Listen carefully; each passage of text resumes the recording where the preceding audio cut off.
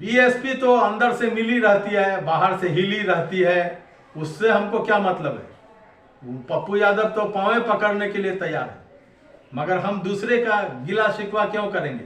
ओवैसी साहब और बदरुद्दीन अजमल साहब को इस गठबंधन में नहीं शामिल करने के पीछे एक ही मकसद है कि इन फर्जी सेकुलरों को मुसलमानों का वोट चाहिए, मुसलमानों की लीडरशिप नहीं चाहिए, क़यादत नहीं चाहिए। ये हार जाएगा, वो जीत जाएगा, इसको हराने के लिए, उसको जिताने के लिए नहीं। गुलाम मुज़फ़्फ़र खान साहब से, जिन्होंने अभी हाल में ही एमआईएम पार्टी को ज्वाइन किया है, तो उनसे सबसे पहले मेरा सवाल ये है कि आपने एमआईएम पार्टी ज्वाइन क्यों किया है, किस रीज़न से ज्वाइन किया। पहले भी राजनीति में थे, बहुत सारे पार्टियों में आप रहे हैं, तो एमआईएम क्यों ज्वाइन किया है, क्या मकसद। एमआईएम ज्वाइन करने के पीछे मेरा एक ही मकसद है, जो हमारे प्रदेश अध्यक्ष जनाब अख्तरुल ईमान साहब का कहना है, युवा प्रदेश अध्यक्ष जनाब आदिल हसन साहब का नारा है कि बहुत हुई झंडा बरदारी, अब तो लेंगे हिस्सेदारी। बहुत हुई झंडा बरदारी, अब लेके रहेंगे साझेदारी। सब ने दिया है हमको चोट, अपनी पार्टी अपना वोट। हमने महसूस किया कि और जितने ढोंगी सेकुलर पार्टी के लोग हैं, सब लोगों का मुस्लिम प्रेम धोखा। हमारा वोट सबको चाहिए, हमको वो लोग जो है अवतार पार्टी से बहलाते हैं,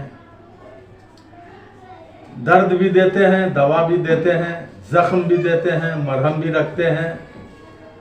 एक सच्चा गरीबों से मोहब्बत करने वाला और कौम मिल्लत की मजबूती के साथ आवाज़ बुलंद करने वाला, मजलूम की फरियाद रसी करने वाला, बेकसों के सुख दुख में काम आने वाला हिंदुस्तान में अगर इस वक्त कोई है तो बैरिस्टर असदुद्दीन ओवैसी साहब हैं और उनकी पार्टी एमआईएम है। ये कहा जा रहा है और ये सुना जा रहा है कि एमआईएम पार्टी सिर्फ सोशल मीडिया पे रहती है, सोशल मीडिया पे बहुत हंगामा होता है, लेकिन ग्राउंड लेवल पे कोई काम नहीं होता है, जिसकी वजह से जब वोटिंग होते हैं और जब उसके रिजल्ट आते हैं तो बिल्कुल जीरो पे रहते हैं। जैसे अभी हाल में झारखंड के अंदर डुमरी विधानसभा का रिजल्ट हुआ, उसके मुताबिक आप क्या कहें।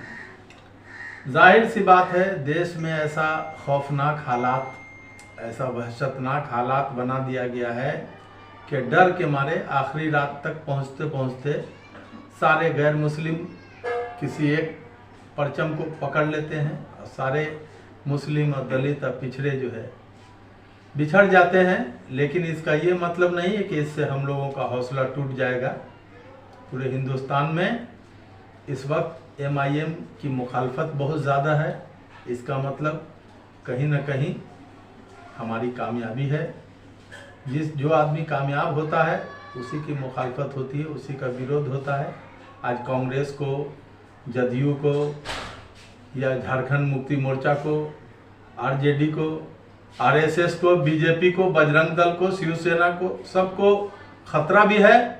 एमआईएम से है, खौफ भी है, तो एमआईएम से है। एमआईएम सिर्फ मुसलमानों की पार्टी नहीं है, एमआईएम मजलूमों की पार्टी है, गरीबों, बेरोजगारों, दलितों की पार्टी है, शोषितों, वंचितों, पिछड़ों, अति पिछड़ों की और प्रगतिशील समाज की पार्टी है। इस पार्टी को वही लोग बी टीम कहते हैं भाजपा का, जो लोग खुद बी टीम है। ये पार्टी जो है गरीबों के हित की लड़ाई लड़ने वाली पार्टी है। आप देखेंगे जहां कहीं जुल्म होगा, सबसे पहले उस जुल्म के खिलाफ जो बोलेगा एमआईएम का लोग होगा।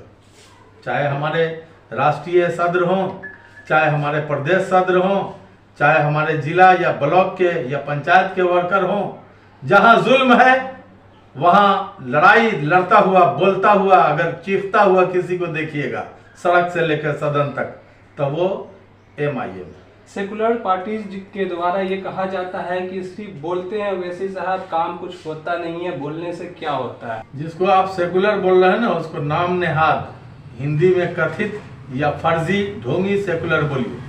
असली सेकुलर असदुद्दीन ओवैसी साहब है। जब किसी का रेप होता है तब कौन चीखता है? ओवैसी साहब। लिंचिंग होती है कौन चिल्लाता है? ओवैसी साहब।